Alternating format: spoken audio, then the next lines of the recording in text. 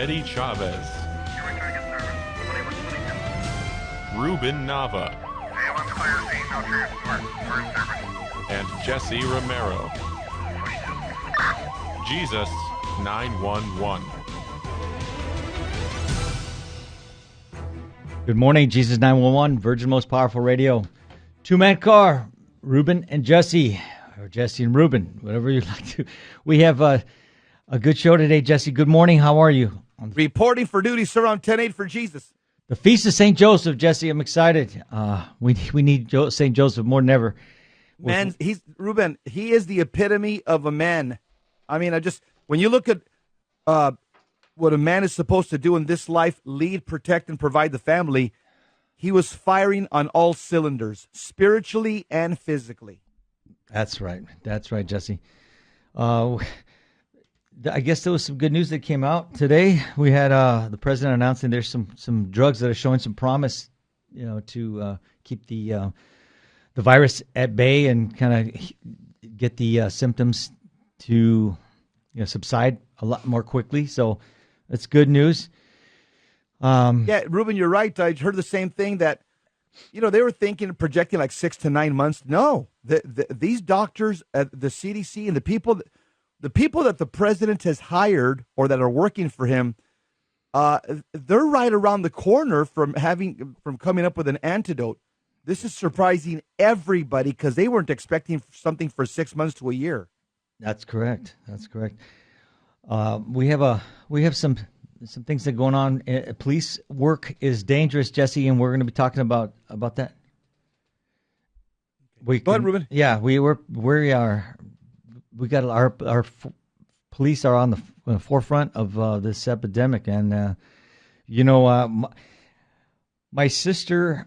brother-in-law, actually, he's a captain at one of our sheriff stations, and one of the things that happened recently, a couple of weeks ago, we had our first death in LA County, and it was a lady that came from China, and she got sick, and when the first responders went to her, they transported her to Pomona Valley Hospital, where she expired. So those deputies have to be quarantined when they came to find out that she died of the coronavirus. The 3 firemen had to be quarantined, and it seems like that's what's going on as first responders. They're having to take different measures. If they suspect there's something, they have to go in the house. They send one person in, and they get suited up. This is all out kind of like warfare, and we're playing by different rules now. And so you just got to protect yourself and stay prayed up. I mean, that's the main thing, and be smart about washing your hands, staying away from using the distance that they talk, social distancing. But we're going to pray for our police officers and first responders, because they're out there on the front line, as are our medical staff, Jesse. Those nurses, I've got a couple nurses in our family. My goddaughter is a nurse. She's right there in the ER at a very prominent hospital, and she told us the other day there was 3 patients that were severely ill here locally. So, yeah, I saw a chart, Ruben, a national chart, and the bulk of the cases, I think, as I recall, the chart that I was looking at is in California and in New York, and it would stand to reason, is because they're more densely populated with people. So of course, that's the reason why you're going to have more cases. But yeah. There's a chart that's tracking people that have the coronavirus, and the majority of them are in California and New York. But it's just not. It has nothing to do with those states in particular. It's just because there's so many people there. Of course, you're going to have more proportionately. That's right. A few weeks ago, we had a shooting, Jesse, in Orange County, in the city of Santa Ana at a Catholic you and me church. Talked about it off the air, but we didn't mention it on the air. Right. I have it in front of me, Ruben. I got the details in front of me. Go ahead, Jess. I'd like you to comment on it, but it says an armed man, possibly distraught over a relationship, died by gunfire Sunday afternoon, March the 1st, after he entered a Catholic church in Santa Ana and was confronted by police, a department spokesman said. The man was wounded at the altar at the Immaculate Heart of Mary Catholic Church in McFadden Avenue, Center Street in McFadden in Santa Ana. Initially, the Santa Ana police reported that the man had been shot and killed by an officer in the building. But on Monday, the following Monday, the captain of Anthony Bertagna told the authorities that the man died by officer gunfire or his own. Or the authorities did not know if the man died by officer gunfire or his own. Police said the man was possibly intending to harm himself. Thankfully, this happened between masses, not during Holy Mass. It was between Mass services on a Sunday at about 4:20 p.m. The only people that were in there was the choir. They were practicing. But people from the church, from the Catholic Church, flagged down an officer who was on an unrelated call at a park across the street. And the officer radioed in information. He went inside the church and found a man at the altar with a handgun in his hand. And the officer fired at the suspect and hit him, but it's unclear if that was the fatal shot. The man exited a back door, ran about 100 feet outside before he collapsed. He was pronounced dead on the scene, and the gun, with the gun he was still carrying in his possession. The only people that were inside the church at the time were about 10 to 15 people in the choir. They were practicing.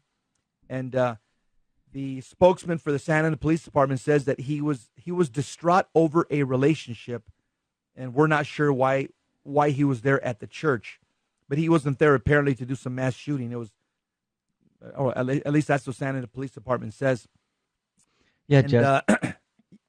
They said the man was distraught and suicidal, and it does not appear that he was planning a mass shooting. Ruben, you got any comments? Yeah, Jess, there's a thing that sometimes people who are on the fence about killing themselves and they're struggling with it, there's something known as suicide by cop. So they're trying to get our attention so that that we could fire the fatal blow as a fatal gunshot as opposed to them having to take the shot. And so we don't know, the details haven't come out, but that happens quite frequently, and it's unfortunate because the policemen they go through that for the rest of their life. They're going to be thinking about that. They're going to be it's going to weigh on them, and none of us want to kill anybody, and police officers are out there not to take a life. I mean, they have to do it to protect themselves and to protect the community. And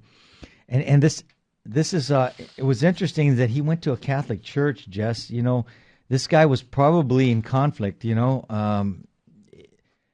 out there. He probably Catholic because he went to a Catholic church, I would imagine, and he's conflicted about whether he should do it. If he's a Catholic, he probably knows that it's a grave offense, a mortal sin if you do it with full knowledge. Yeah, that's the but and he Ruben, was. It's also psychologists call this cognitive dissonance. Mm-hmm. That's probably why he went into the church. Let's just say he's a fallen away Catholic. I'm just going to put that out there. Mm-hmm. And he's conflicted. He's depressed. He's going through some issues in his life, and he's thinking about taking his life, but something's holding him back. And so he goes to the Catholic Church and probably hoping maybe that, he'd hear the voice of God or something. So you could see that some grace actually was working, because it's not like he wants to take his life. So he goes to he goes to a bar or he goes to a gentleman's club where there's no gentleman. Yeah. No, he went into a Catholic church. So again, the Catholic Church in the Catechism holds to the possibility that somebody can still be forgiven by God if they take their life in suicide, if they do it, again, if they don't do it with full knowledge and deliberate consent, if there's some diminished mental capacity, that's at play here, there's a possibility that they can be forgiven and saved by God. So again, that's a classic case, the one here in Santa Ana. This guy's suicidal, but yet he goes into a Catholic church. So on the one hand, I want to leave this world because I'm depressed, and on the other hand, I want to reach out to God. I want forgiveness. Yeah. And so, and when our first responders go out there, they have to be, cognizant of that today could be the day that they have to drop the hammer on somebody, and it's not a pleasant sight, but it's when they sign up for it, they agree to work to save lives, to work in the community. that's a good possibility, and many officers go through their whole career without ever having to fire their gun, and but there's others that they're just like magnets, and they just a lot of the times they're attracted. These cases attract them, and they're in the mix all the time. And who knows how this officer is, or where he's coming from, what his spiritual life is like. But pray for him as well as the victim, because in my eyes they're both victims, because this officer is going to be carrying that, especially if he knows the guy was suicidal. And if it's one thing when somebody is attacking somebody and you're right in the middle of it, and you have to take a life because you're trying to preserve another person's life. Well, it's these officers, and I've talked to some of them who have had to shoot as a result of suicide by cop, and it weighs down on them. It weighs on them. So I think, of course, they're always wondering, what could I have done to, this guy was depressed. What could I have done? And what alternate things could I have done where this guy could still be alive today? Obviously, if you got a conscience, which every cop does, it's gonna weigh on you. You're gonna have remorse of conscience. Right. Well, if he's got a weapon in his hand, then it's his alternatives Ruben, that's where Romans 13 comes into play, and the Bible's very clear. It says that the government has the authority to take even the life of people, especially of evildoers, against society. All right. That's where police get their authorities, Romans chapter 13 and following. All right, we'll be right back. We're going to have a prayer for some of our first responders. Be right back.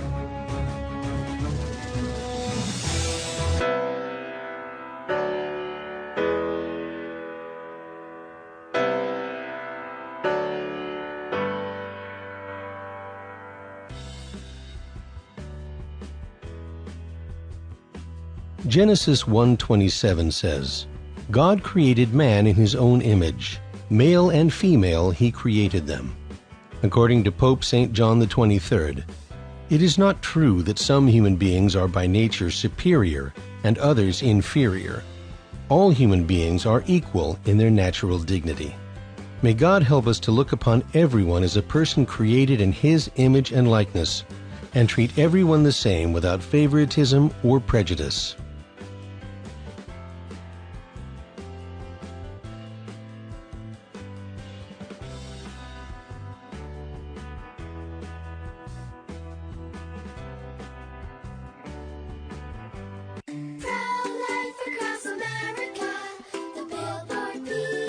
How does the baby move in your tummy? How does the baby eat? Can the baby hear me?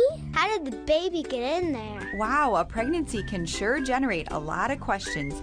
But what's important is that a baby is a baby, inside and out of the womb. Not just after birth, but 9 months before, at conception. That's right. Every baby is a miracle. Hello, my name is Marianne Koharski. I'm the director of Pro-Life Across America. If you know someone who is pregnant or in need of alternatives or assistance, or would like to support the work of Pro-Life Across America, please visit our website at prolifeacrossamerica.org, or better yet, simply dial pound 250 on your cell phone and say the keyword pro-life. Pro-Life Across America is non-political and totally educational. A baby's heart is beating 18 days from conception.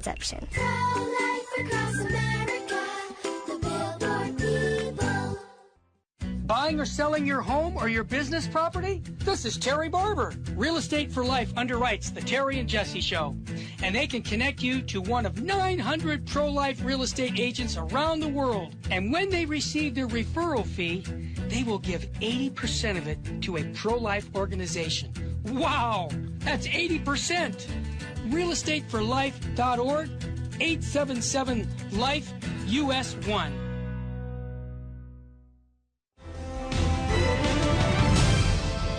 Now, back to Jesus 911.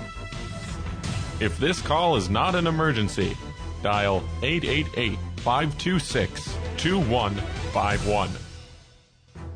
Jesus 911, two-man car. We are 10-8, available for calls. And we're giving you some Catholic intel, some Catholic briefing to prepare yourselves to go out there and save the world and evangelize the world. So Jesse, Yeah, why don't let you me go ahead and mention introduce? something about today's feast day. Saint Joseph, patron saint of, patron spouse of the Blessed Virgin Mary, terror of demons, patron saint of the Universal Church. Joseph is known as the foster father of our Lord. He was the legal father according to Jewish law, according to the legal father of our Lord and Savior Jesus Christ. And he was the man closest to Christ. Think about it. No man knew Jesus closer and more intimate than Saint Joseph. And through his genealogical line, Jesus is said to be of the house of King David. And in his self-gift to Mary, talking about Joseph, the way he totally gave himself to Mary and Jesus, St. John Paul II says, Joseph fully shares an authentic human fatherhood and the mission of a father in the family. In 1870, Pope Pius IX declared Joseph the patron of the Universal Church, and many saints have recommended his patronage, including Saint Bernardine of Siena, Saint Vincent Ferrer, Saint Teresa of Avila, and according to Saint Teresa, she said the following, quote, to other saints, our Lord has given power to help in one sort of need. But to this glorious saint, Saint Joseph, as I know by experience, he helps us in every need. Go to Joseph often. Saint Joseph, pray for us. Man's man there, Jesse. Yeah. We as fathers and husbands, we should invoke him daily. That's absolutely. There's no way about it. Our job is hard enough, with the domestic priests, and we have to be the spiritual leaders of the family. We have to. There's a lot of weight on our shoulders, and when we falter, you see what happens with our children down the road. So, we've talked about it many times on the show. Just want to lead us off in that article on the. Yeah, that's good news here. I'm glad that there's a great organization. I get a lot of information from them. They're called TFP.org. Mm-hmm. I think it's Tradition, Family, and Property, and good Catholic organization. They have a link there where they're asking people to pray for your police department during the Fatima Centennial. So if you click on it, here's what it says. Our police put their lives on the line every day for our protection and the protection of our loved ones. They do this out of love.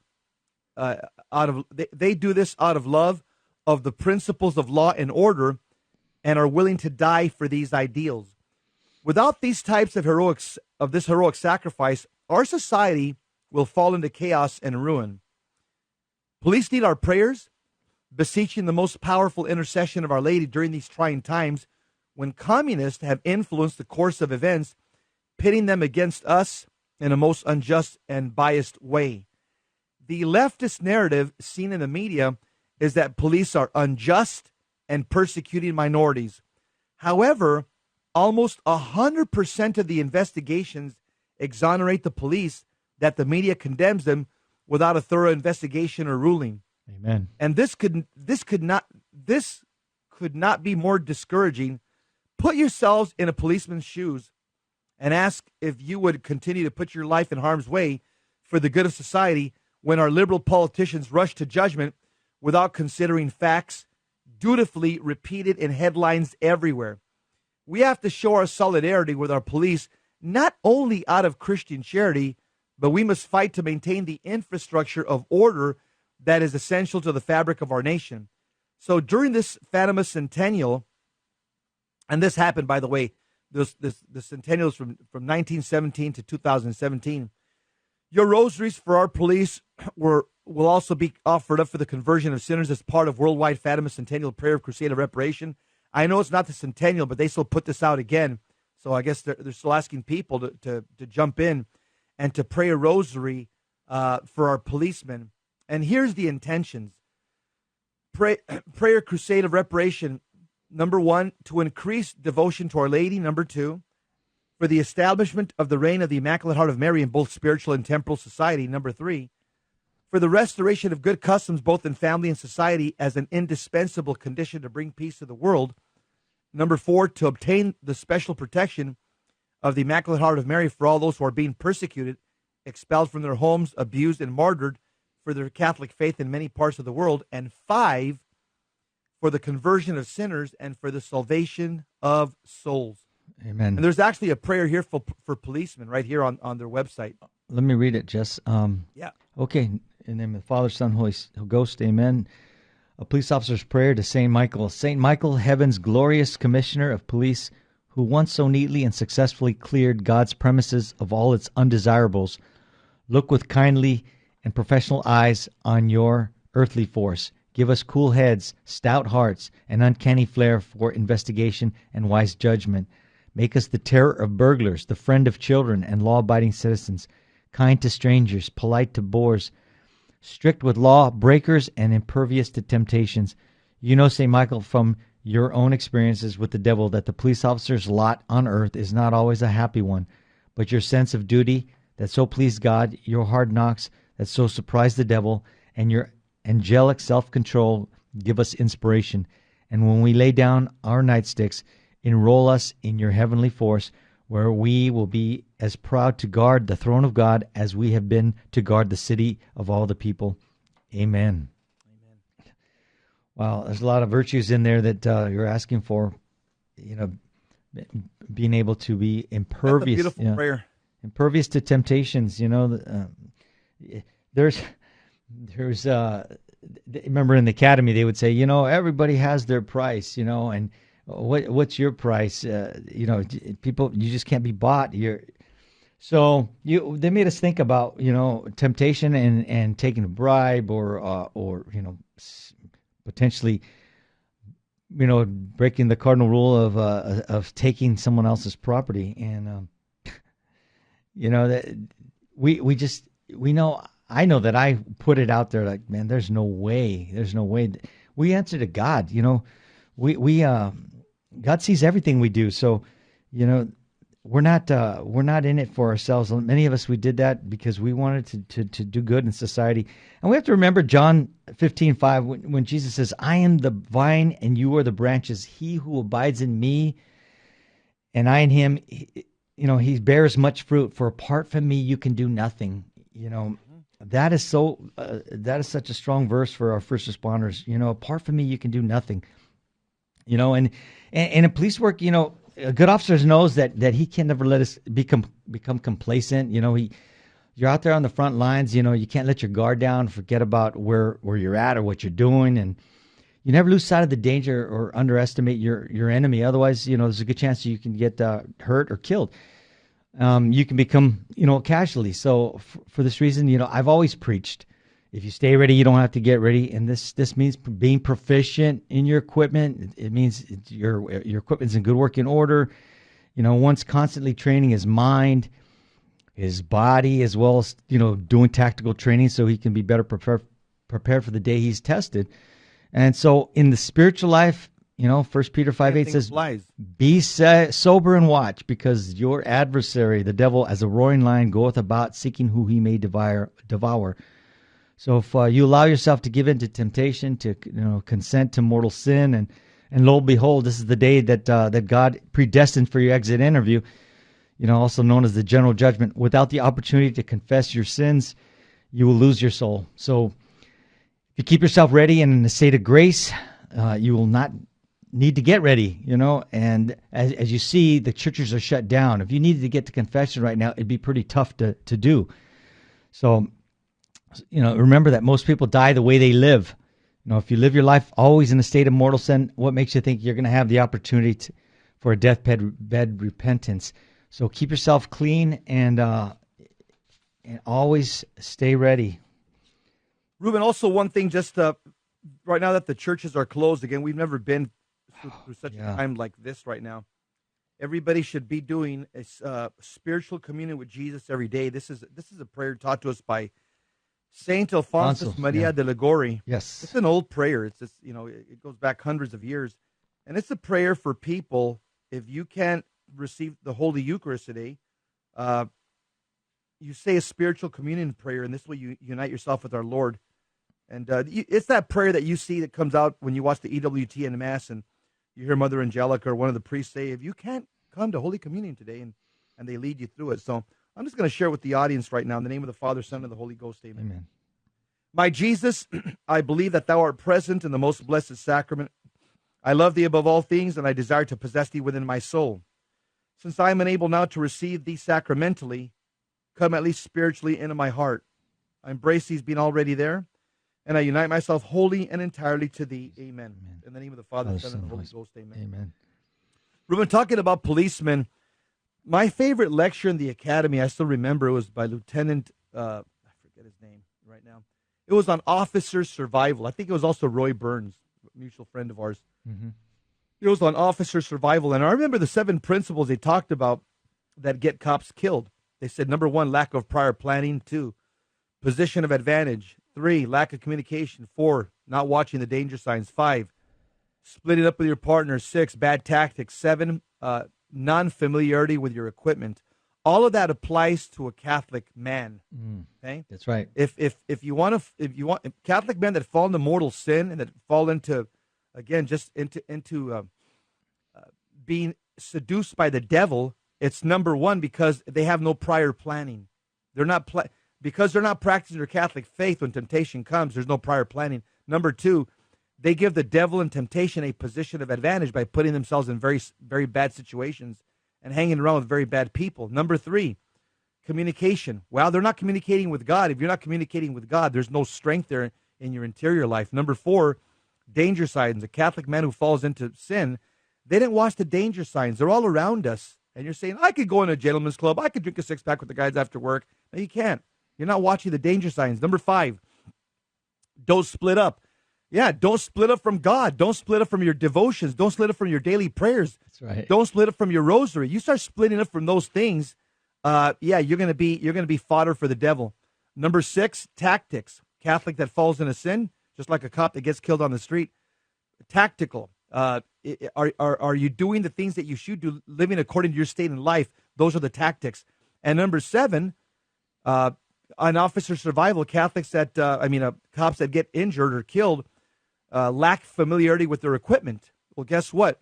Catholics that get shellacked by the devil, we're not using our equipment. Sacraments, sacramentals, the Bible, the devotions of the church. Amen. Good comparison, Jess. That was awesome. I like that. All right, listening to Jesus 911. We'll be right back. We're going to be talking about a young Catholic who, his article, might have heard of the him. book, Ruben. It's this, yeah. Matt Walsh will be talking about what he's saying about his book. Be right back.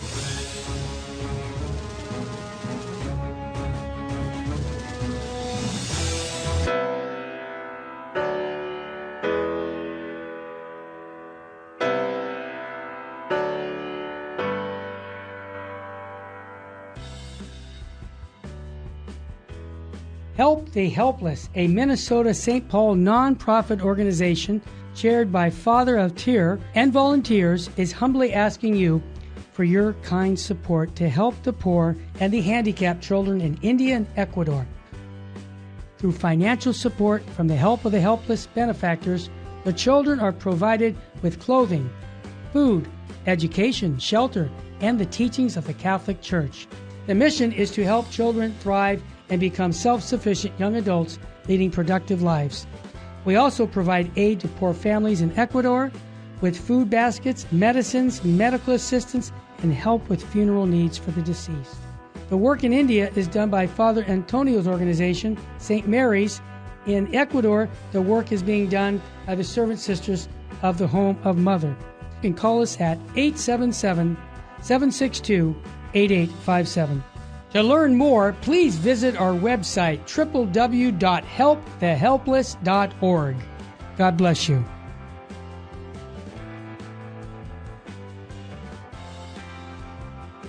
This is Terry Barber. I want to thank you for supporting Virgin Most Powerful Radio.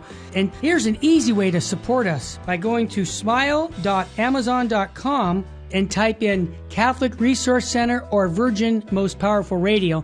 And when you log in your Amazon account and you purchase products, a portion of it will go right back in supporting Virgin Most Powerful Radio. And it doesn't cost you a dime. I want to thank you ahead of time because that supports us year-round. May God bless you and your family.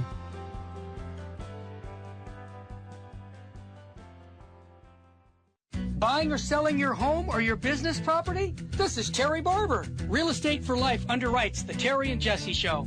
And they can connect you to one of 900 pro-life real estate agents around the world. And when they receive their referral fee, they will give 80% of it to a pro-life organization. Wow, that's 80%. realestateforlife.org, 877-LIFE-US1.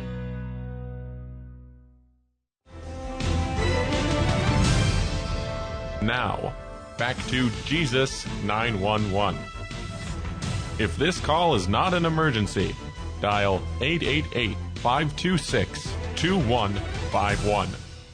Jesus 911, Soul Patrol, two-man car, Batman and Ruben, and we are out here giving you some Catholic intel, keeping you on the straight and narrow, and trying to learn your Catholic faith. And Jesse, we're going to be going into an article that's written about Matt Walsh's new book, but he's so hated by the left, and this is an introduction to him, and you can see how, as a traditional Catholic, I said, man, I love this guy already, but this is how the liberals. He's a young guy, Ruben. He's in his early 30s. Yeah, 34, I believe. It says Matt Walsh is an anti-feminist blogger who runs the aptly named Matt Walsh blog. Most of his blogs involve him mischaracterizing and insulting things that he doesn't agree with or like. Especially targeted are things like abortion, probably his favorite subject, as well as immigration, gender equality, and feminist-oriented causes, such as the pro-choice movement. On top of all this, he also writes for the news source known as The Blaze. He also runs a podcast and is active in social media, mostly reposting articles from right-wing media on his favorite topics with short, often one-word comments. Walsh currently hosts the Matt Walsh Show on the Daily Wire. So, you could That's see. pretty objective, right? Oh, man. Yeah, they have to put their spin on it. So yeah, he does a show on the Daily Wire. He condemns Christian cowardice in his new book, Church of Cowards. Walsh calls on Christians to abandon passivity and take responsibility for their faith. And we all see that the faith is in dire straits, he told the Daily Caller News Foundation. This is my attempt to diagnose the problem and offer a way forward. Jess? Yeah, we'll look at his diagnosis, and I actually have other things that I would add. I mean, I agree with a lot of what he says, and I also have some other diagnoses. I met him, Ruben. He's just a solid young intellectual. I met him at the Michael Voris invited him to speak, and myself and a few other people over in Baltimore, Maryland, when the U.S. bishops were having their meeting, and we were right across the street. We rented or Church Militant rented a pavilion. Okay, so he spoke there, huh? Yeah, he was there. Okay. He was one of the speakers and stuff. So I spent some time with him, and he's just a sharp young Catholic, and the future looks good when you have young Catholics like him that they know the score. They know exactly what's going on. Not a typical millennial, that's for sure. Yeah. So here's he just came out with a book called The Church of Cowards, and let's see how he diagnoses the problem. He says Walsh calls on Christians to abandon passivity and to take responsibility for their faith. Check. That's an excellent assessment. That's what we've been saying here for years. Yeah. He says, we all see that the faith is in dire straits. This is my attempt to diagnose the problem and offer a way forward. So, number one, he condemns Christian cowardice, and he calls for an end to passivity. That's a great diagnosis.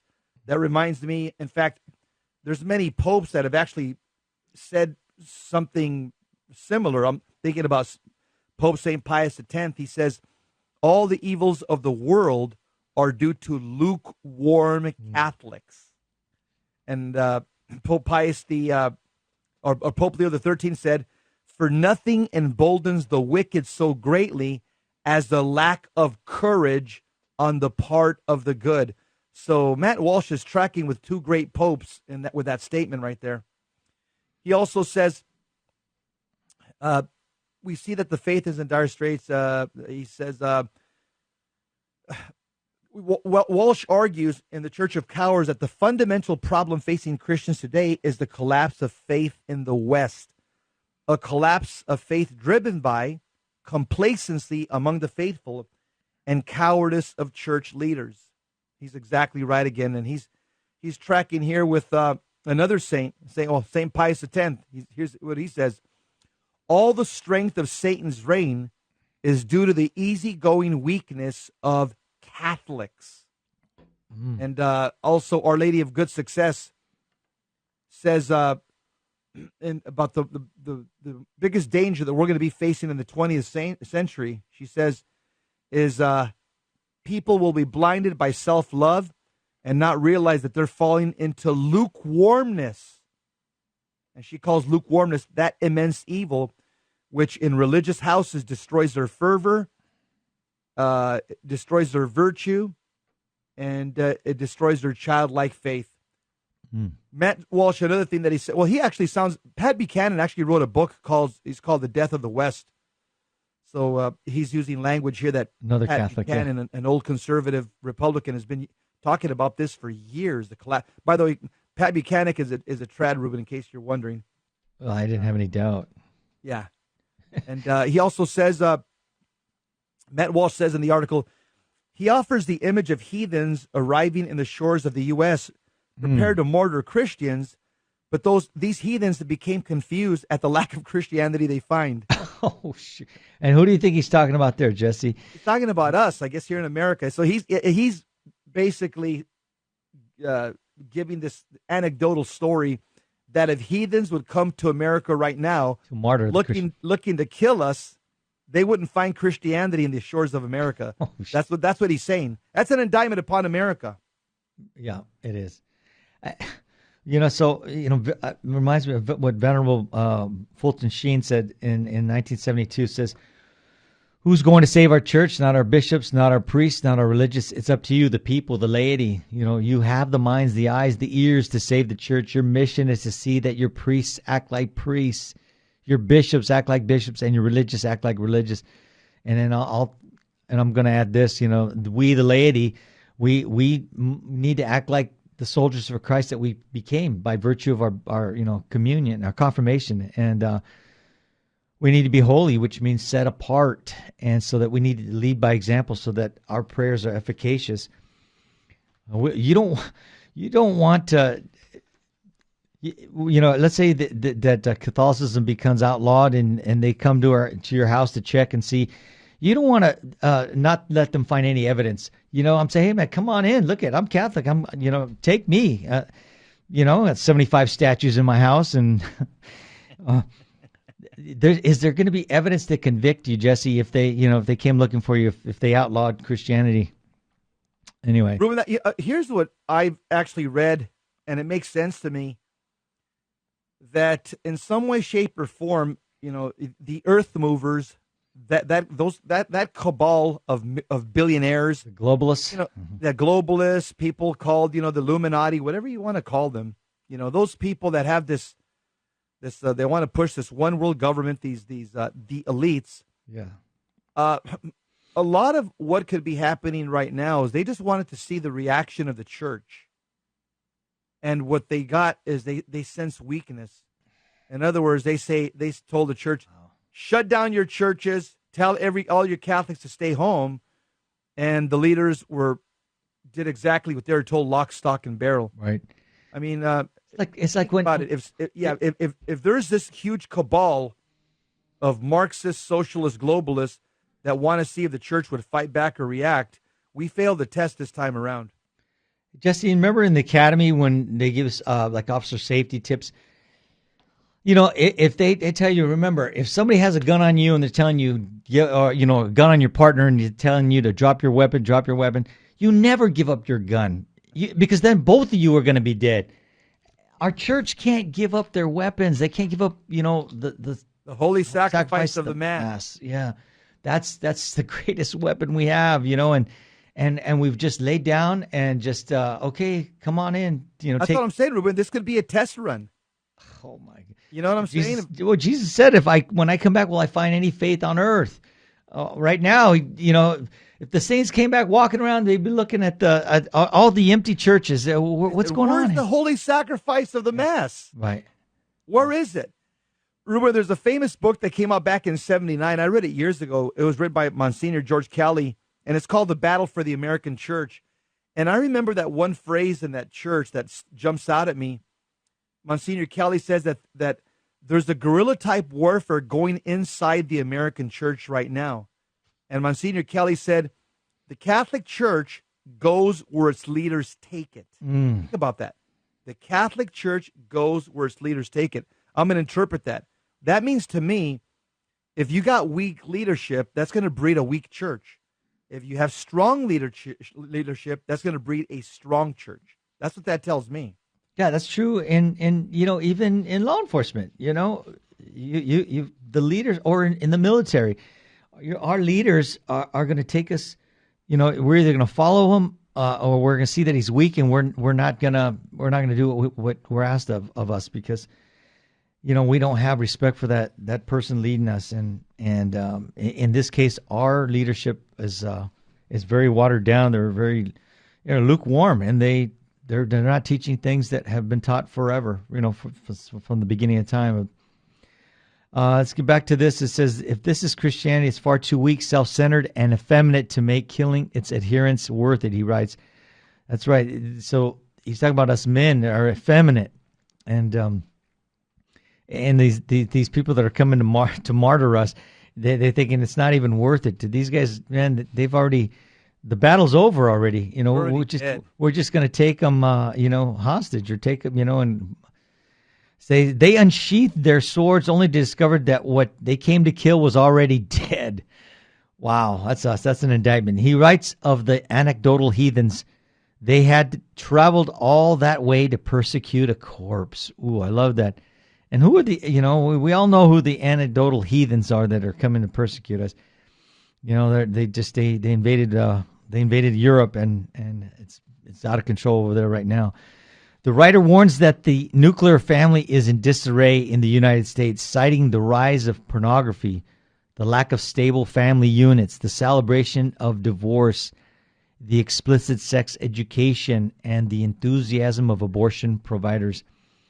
Wow. And all that comes from from communism.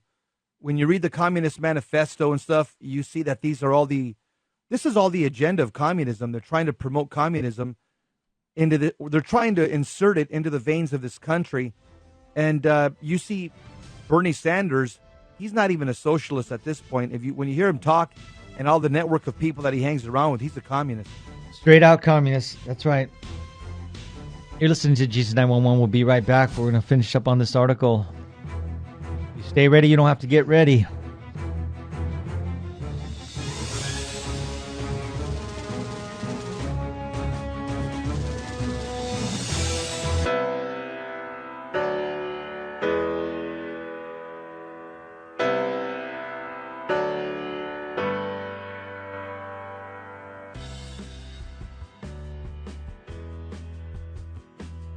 Attention VMPR listeners. We've talked at length about the attack on our youth through popular culture media, but what if I told you there was someone trying to make a difference? The newest novel, Britfield and the Lost Crown, by C.R. Stewart, is reaching schools across America and sharing Christian morals alongside great storytelling. What if I told you that this mission needs your help? To reach more children, Britfield and the Lost Crown need funding for their ongoing book tour. If you're interested in making a difference, if you're interested in buying the book, or are curious and want more information, go to BritfieldInstitute.org. That's BRITFIELD Institute.org. Or email media@britfield.com. Help open up the world of Britfield and the Lost Crown to people everywhere.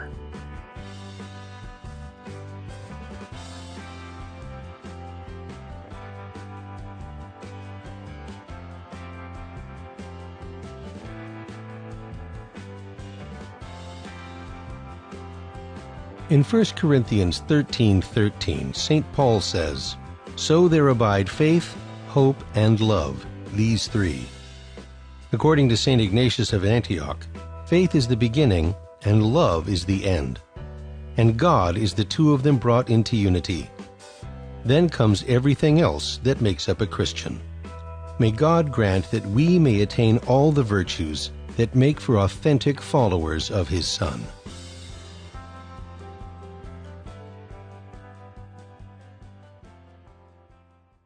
Buying or selling your home or your business property? This is Terry Barber. Real Estate for Life underwrites the Terry and Jesse Show.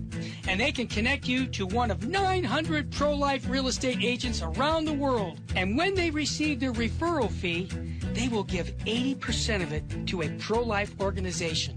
Wow, that's 80%. realestateforlife.org, 877-LIFE-US1.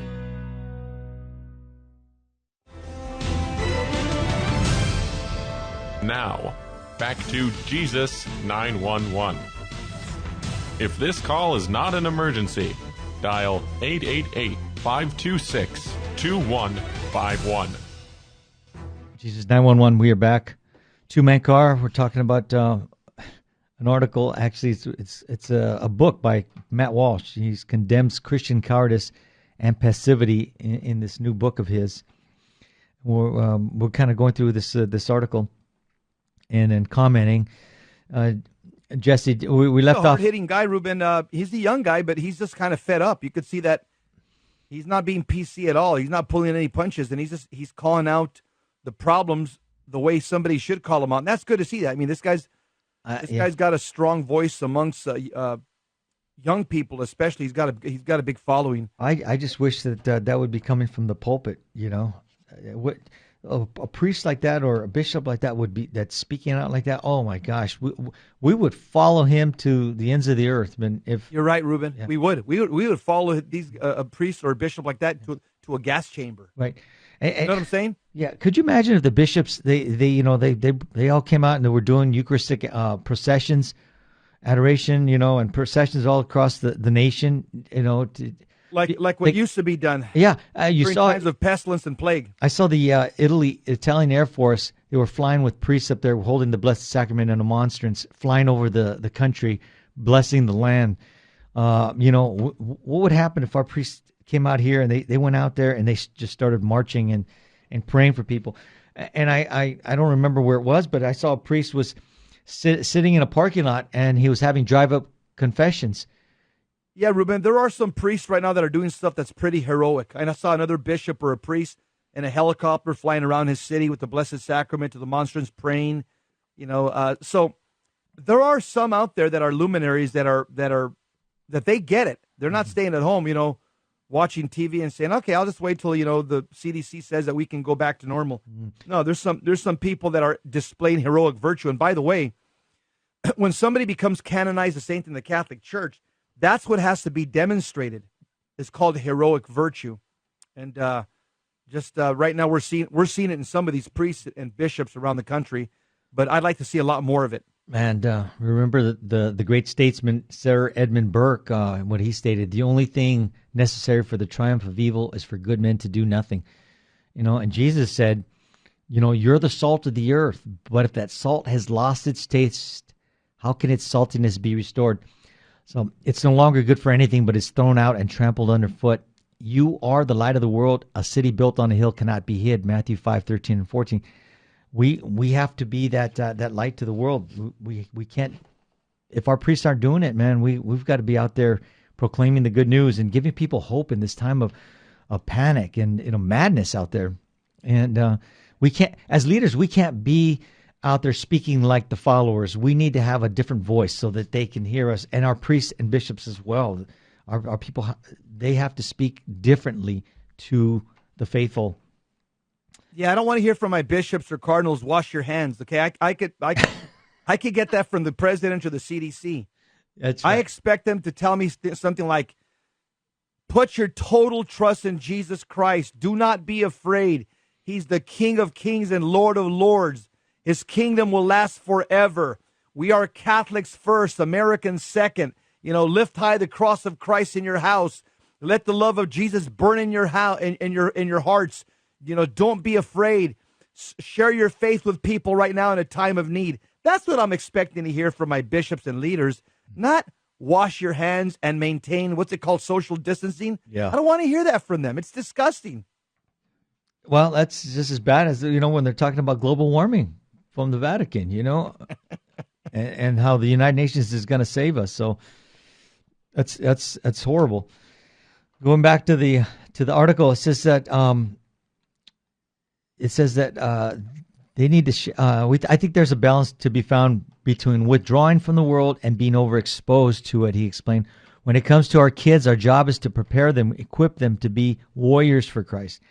During that time of preparation, while they're still young, it would be difficult to shelter them too much. They need shelter and protection as they are formed in the faith, he added. But then when they are ready, that is when they can go into the world and be a light in the darkness.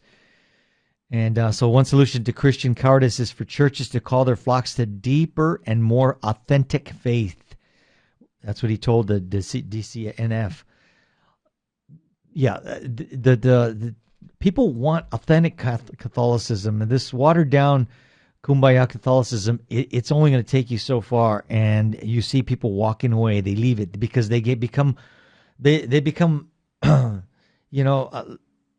of the road Catholics. They're just on the fence, and pretty soon your faith won't last if you're a middle of the road Catholic. When you're sitting on the fence and that big wind blows, boy, you're going over. You're going to topple over. So you got to take a stand. You can't go wrong with the perennial teachings of the church.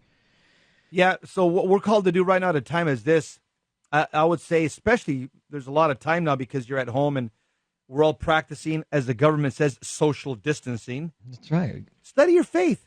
Get to know your faith. Spend some time studying, especially some areas of the Catholic faith that you don't know that well. Because if you don't know and study your faith, then you can't live your faith, because you can't live what you don't know, and you can't share with others what you don't know unless you make the Catholic faith your own. You got to make it your own. And once you make it your own, and right now, since everybody's indoors, study your faith so that you can move into the next phase, so you can live your faith. Because Catholicism, it's meant to be a public thing. It's not something to be left behind when you leave your house. It's not something to be. It's not some private thing that you're supposed to like. I remember, Get Smart. They used to use the cone of silence. Remember, Ruben? Yeah. I'm dating myself. Yeah. When they One have of my favorite shows. Yeah. Private conversations. Okay, get the cone of silence. Catholicism is not meant to be shared in the cone of silence. Yeah. It's meant to be blasted from the rooftops. And we're called to spread our faith because we want everybody to know Jesus and his church. We want to bring the whole world into captivity to the truth of Jesus Christ, who's the way, the truth, and the life, and the Catholic Church and her perennial teachings. And don't be afraid. I mean, just keep uniting. The three prayers that we as Catholics need to be doing every day, especially as we're homebound, is a spiritual communion with Jesus. You can get on the internet. There's different versions, but just do it. Do the spiritual communion with Jesus.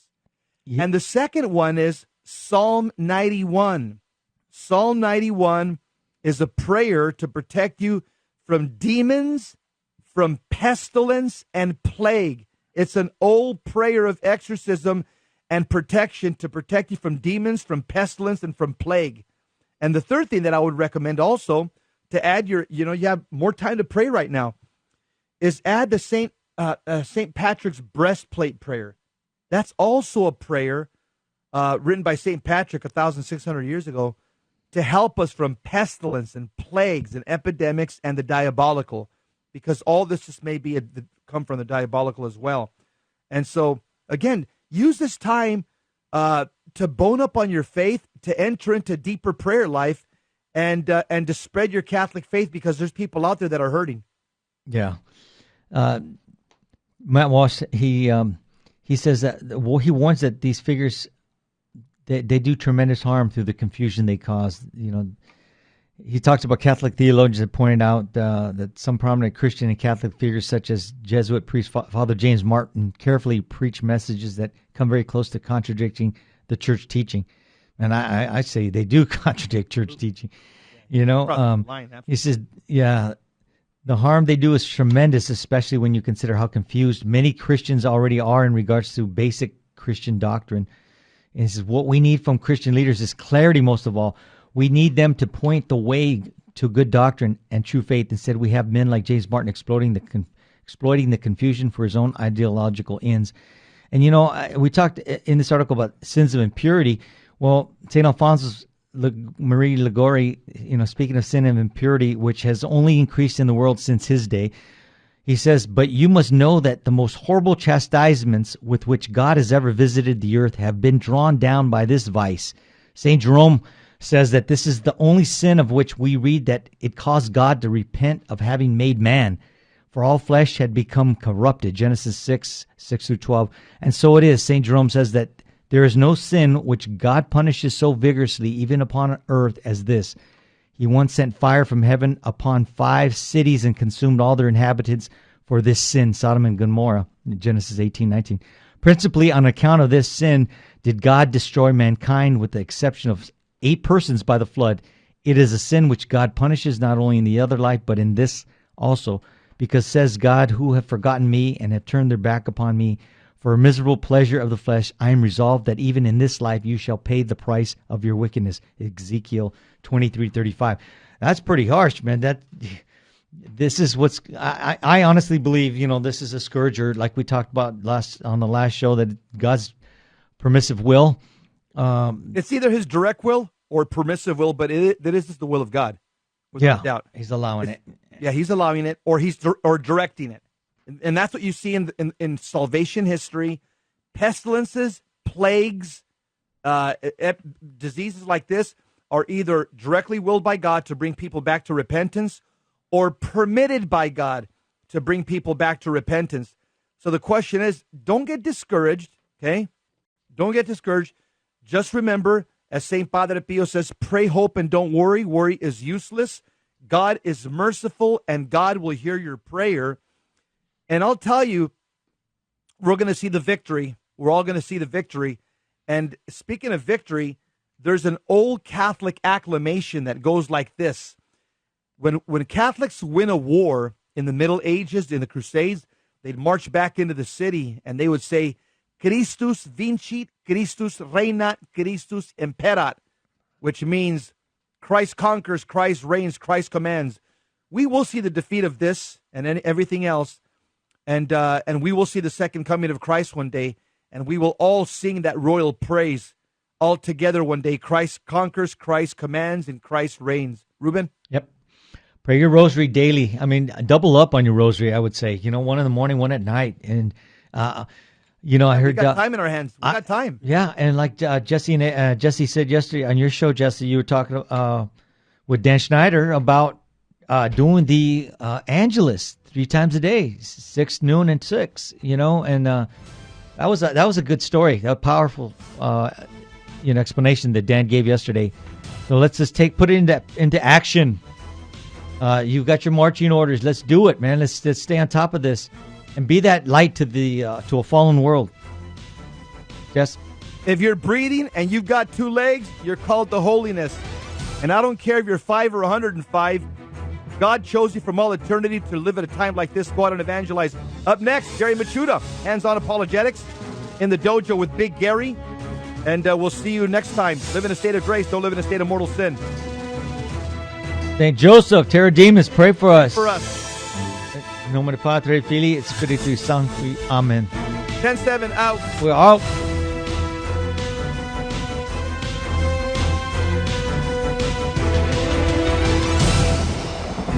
St. Faustina's Prayer for Priests.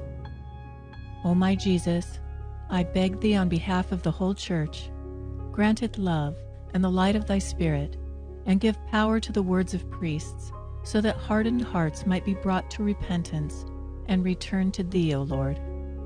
Lord, give us holy priests. Thou thyself maintain them in holiness. O divine and great High Priest, may the power of thy mercy accompany them everywhere, and protect them from the devil's traps and snares, which are continually being set for the souls of priests. May the power of thy mercy, O Lord, shatter and bring to naught all that might tarnish the sanctity of priests. For thou canst do all things. Amen. Virgin most powerful, pray for us.